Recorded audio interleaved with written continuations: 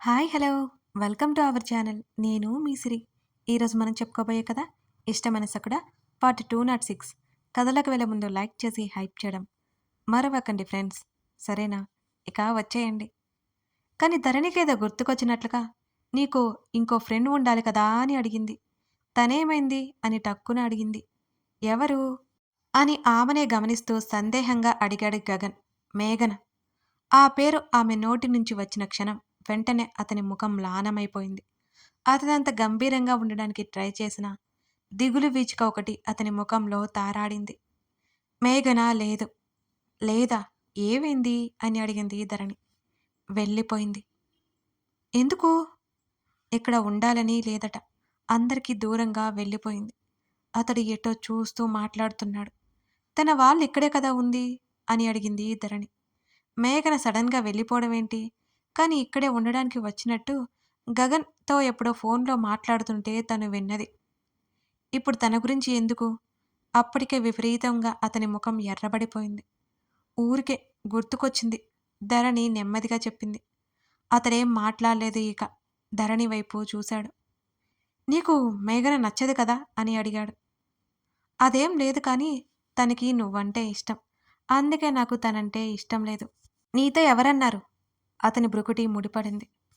అప్పుడెప్పుడో ప్రణతి చెప్పినట్టు గుర్తు. అయినా నువ్వు చెప్పావుగా ఫ్రెండు అని. ఆ రోజు ఆ టాపిక్ వదిలేసాలేక అన్నది ధరణి. అప్రయత్నంగా అతని చేతులు అతని ముఖం మీదకు చేరాయి. నెమ్మదిగా అతని తలలోకి వెళ్ళిపోయాయి. కాసేపు అతను ఉక్కిరి బిక్కిరి అయిపోయాడు. అత్త, అమ్మ వర్ష దగ్గరికి వెళ్తున్నారు. నేను వెళ్తాను ప్లీజ్. గగన్ ముంజేయి పట్టుకొని అడిగింది ధరణి. సరే. నిజంగానా? ఆ ధరణి అవి ఇవి మాట్లాడుతూనే ఉంది.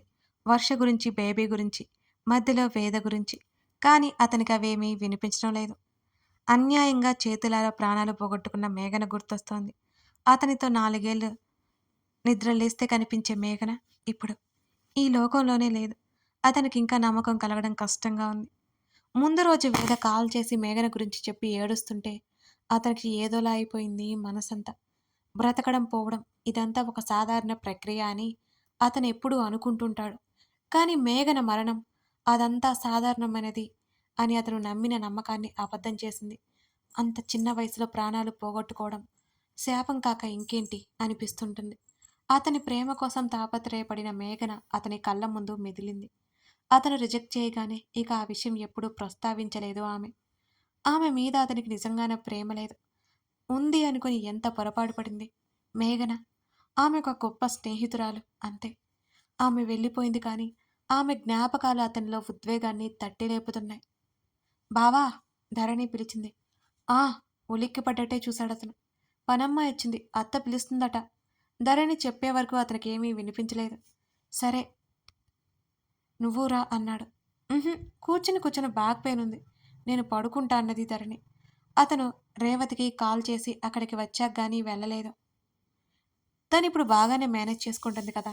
ఇంకా ఇంట్లో కూడా ఎవరినో ఒకరిని ఎందుకు పంపిస్తాడో తన దగ్గరికి. మళ్ళీ తనే అన్ని పనులు తనకి తాను చేసుకునేలా నేర్పిస్తాడు. ఎక్కడికి సర్దుతున్నావు?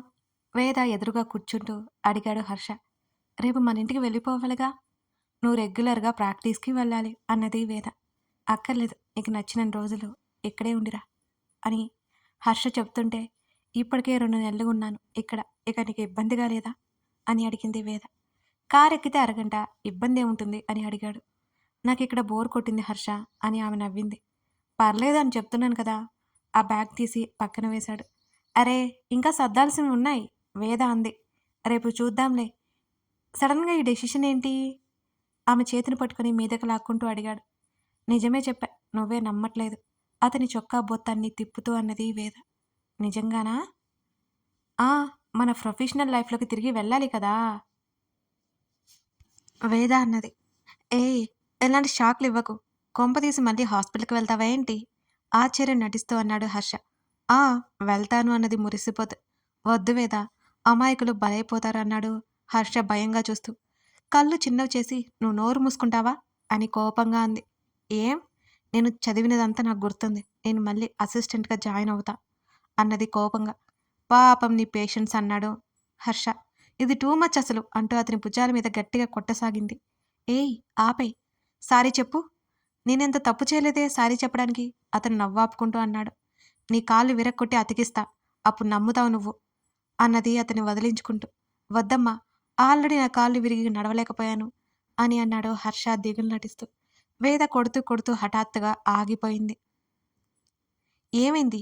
హర్ష అడుగుతుంటే, వాళ్ళేమయ్యారు? ఆ రోజు ఆ రోజు అటాక్ చేసింది ఎవరు అని అడిగింది వేద. నరేన్ పోయాడు. ఎలానో తెలీదు. అలాగే అతని ఫాదర్ కూడా అనారోగ్యం వల్ల పోయాడు. వాళ్ళే చేశారు నన్ను టీం నుంచి తప్పించడానికి అన్నాడు హర్ష. ఆ రోజు ఆ రోజు గగన్ పెళ్లి కదా. అప్పుడే గుర్తుకొచ్చినట్లు అడిగింది వేద. కళ్ళు పెద్దవి చేసింది. మెల్లిగా ఆమెను దగ్గరికి తీసుకొని, ఎక్కువ స్ట్రెస్ తీసుకోక వేద అని అన్నాడు హర్ష. పెళ్లి బాగా జరిగిందా? వేద అడిగింది. "ఉహుం. ఆ రోజు మన కారణంగా వాడి పెళ్లి ఆగింది" అంటూ మొత్తం చెప్పాడు హర్ష. చేతుల్లో ముఖం దాచుకుంది వేద. మన చేతుల్లో అన్నీ ఉన్నాయని అనిపించిన క్షణంలో జీవితమే మన చేతుల్లో ఏదీ లేదు అనే నిజాన్ని తెలియజేస్తుంటుంది. వేద, అయిపోయింది. దాన్నే పట్టుకుని వేలాడుకో. నిన్నిలా చూస్తుంటే నీకు ఏం గుర్తు రాకపోయినా బావుండని అనిపిస్తోంది అంటున్న హర్ష మాటలకు, ఏం చేయమంటావు హర్ష? ఓవైపు మేఘన లేదు. అయినా హాయిగా నవ్వుతూ ఉన్నాను. ఓవైపు మన మూలంగా గగన్ పెళ్ళాగింది. ఇవన్నీ తెలిసి కూడా నేను స్ట్రాంగ్‌గానే ఉన్నాను కదా! ఆమె కళ్ళు తుడుచుకుంటూ అతని వంక చూసింది. సున్నితంగా ఆమె భుజాల చుట్టూ చేతులు వేసి దగ్గరికి తీసుకున్నాడు హర్ష. మేఘ మనందర్నీ వదిలి వెళ్ళిపోయింది. నిజానికి తను ఎప్పుడో మనల్ని వదిలేసింది. తన సిచ్యువేషన్ మనకి తెలీదు. తను ప్రేమ అంటుందని గగన్ దూరం పెట్టాడు. నువ్వు బెడ్ మీద ఉండడం, నేను తన్ని పట్టించుకోలేదు. తనకంటే కంతకే ఎక్కువైనా నువ్వు అలా ఉండిపోయావు. అప్పుడే మనకు దూరమైపోయింది వేద. తన పరిస్థితి కనిపెట్టలేకపోయాను. తను చిన్న అనుమానం రాకుండా చాలా జాగ్రత్త పడింది వేద అని భారంగా ఊపిరి పీల్చుకుని, ఇప్పటికి అప్పటికి నాకు అనుమానం వచ్చి నేనడిగాను. ఏం లేదు, డైట్ చేస్తున్నానని అబద్ధం చెప్పింది. తనంతకుముందు ఇలాగే ఉండేది కదా! నేనిక పట్టించుకోలేదు. ఎక్కడికి వెళ్ళిపోయావు మమ్మల్నందరినీ వదిలి అని అడిగాను. తను చెప్పలేదు. ఎప్పుడు ఏదోలా మాట్లాడుతుండేది. గగన్‌కి కూడా ప్రాణాల మీదకు వచ్చే వరకు విషయం తెలీదు. మేఘకి ముందే తెలుసేమో తను పోతుందని. తన చివరి రోజుల్లో గగన్‌తో ఉండాలని కోరుకుంది కానీ, అది వాడికి ఎఫెక్ట్ అయింది. నీకు తెలీదు వేద. తను డెత్ బెడ్ మీద ఉన్నప్పుడు గగన్‌ని చూడాలని ఎంతో దీనంగా నన్నడిగిందో తెలుసా? తనకేం కాదు అని నమ్మకంతో తను తర్వాత వాడిని చూస్తుందని నేను అనుకున్నాను. తను అడిగిన ఆ ఒక్క పని కూడా నేను చేయలేకపోయాను వేద అని అతని గొంతుకేదో అడ్డుపడ్డట్టు హర్ష ఆగిపోయాడు. అతని కన్నీళ్లు చూస్తున్న ఆమెకి ఏడుపు ఎక్కువై అతని మెడ చుట్టూ చేతులు వేసి కౌగిలించుకుంది. ఆమె వెక్కి వెక్కి ఏడుస్తుంటే నెమ్మదిగా ఆమె వెన్ను నిమిరాడు అతను. ఇంటికి వచ్చి రాగానే వేద ప్రవర్తన ఆమెకంతా గుర్తుకొస్తుంది అని అందరికీ అర్థమైంది. వర్షకి నెలలు మీద పడ్డాయి. ఆదిత్యకి ట్రీట్మెంట్ జరుగుతోంది కానీ ఇంకా అతనిలో మూవ్‌మెంట్స్ అయితే తెలియడం లేదు.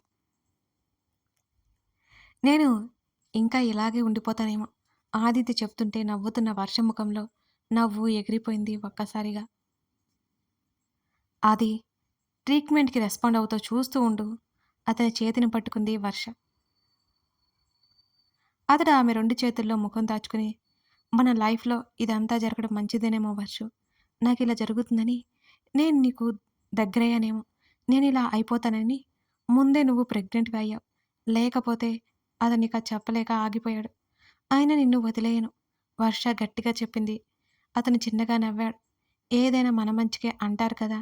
అందుకే పెళ్ళికి ముందే మనమిద్దరం ఒక్కటయ్యాం. మనకి బేబీ రాబోతుంది అని గద్గద స్వరంతో చెప్పాడు ఆదిత్య. మళ్ళీ అదే మాట. చూస్తూ ఉండు.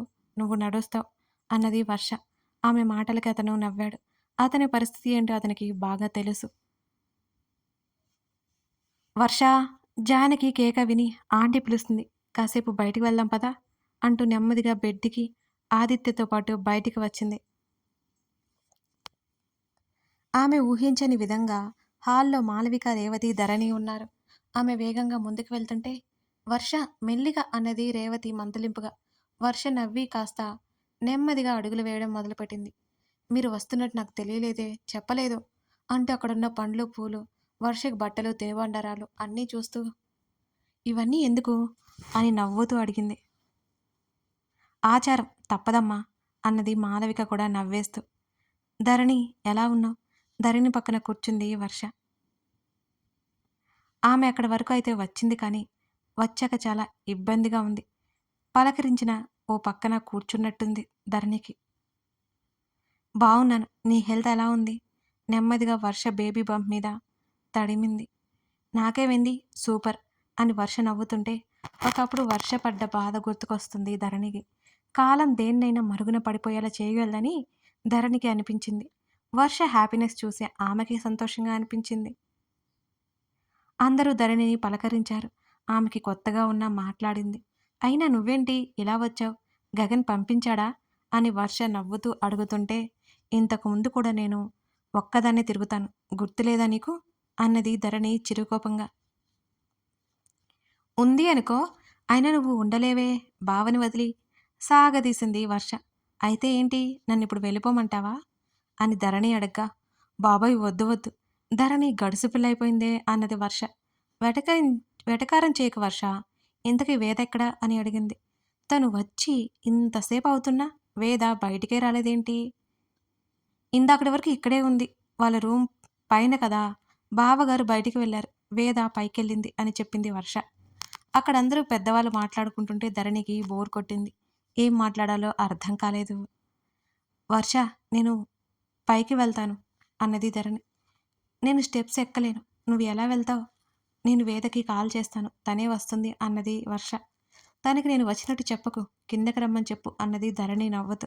సరే అని వేదకి కాల్ చేసి పిలిపించింది ధరణి. ఏమైందా అని కిందకు వచ్చిన వేద అక్కడ అందరూ కనిపించడంతో హుషారుగా ముందరికొచ్చింది. హాయ్ ఆంటీ అంటూ రేవతిని మాలవికని పలకరించింది.